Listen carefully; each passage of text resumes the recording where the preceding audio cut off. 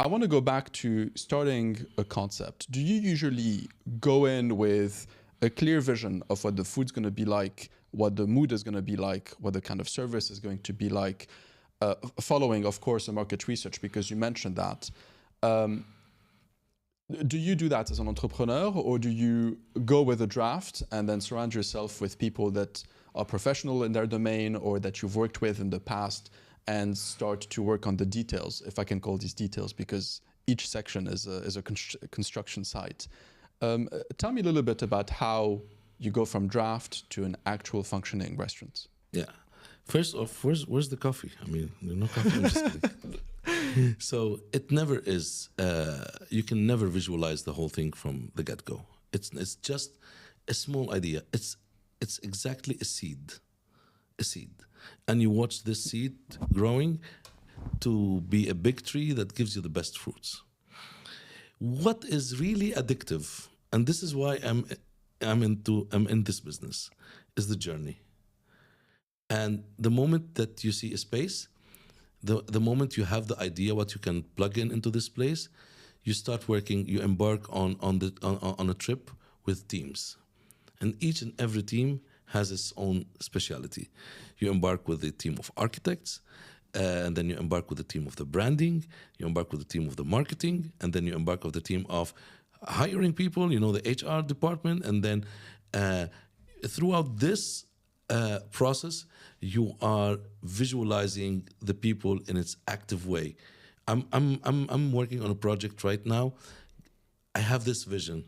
I want a 60 to 70 years old person, whether a man or a woman, having their sunglasses on the tip of their nose, holding a newspaper, an old school newspaper, not even the digital ones. Yeah, not the digital ones. Reading probably L'Orient Le Jour back in Lebanon and sipping on their coffee in the morning. And I'm building around this, what can I serve this person during this time? So you start asking yourself these questions, and you embark on the journey of how the look and feel is going to be. And this is talking branding, how you are going to position yourself. You are in the same category as position with a fine dining restaurant in Atlantis, or a smart casual like in DIFC, or an everyday restaurant which are amazing, the hidden gems that are in Sharjah, for example. So you decide where you are going to position yourself and how you market yourself out. And then comes the interior design, and then comes the tables, then comes the chairs, and then comes the crockery, the cutlery, and all that. It's the journey. It's an amazing a trip that you take. And then you go start understand, well, now I know what the concept is. I know how I'm going to work around it.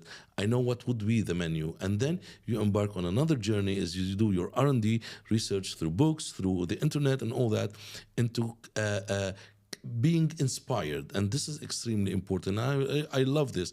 You watch people doing a 200 years old recipe that was being served probably at somebody's rich mansion, or the 1900s Carlton Ritz-Carlton menu at New Year's, and then you take it back, and then you understand what the ingredients are, and you work around these ingredients and try to modernize it, try to make it 2024, for example.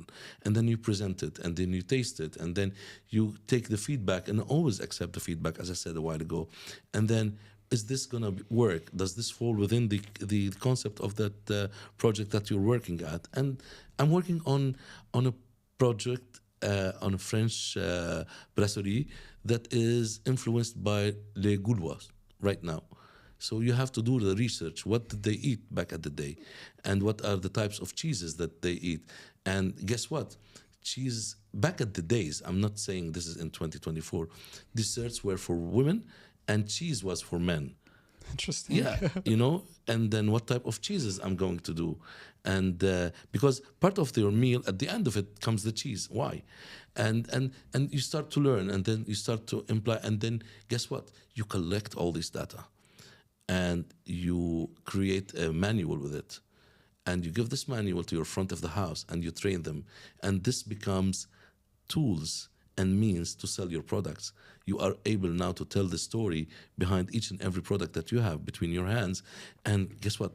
This is coming from this. This is the story of this wine. This is the story of this cheese or this cabbage or this cut of meat and all that. And people are really into the restaurants for an experience.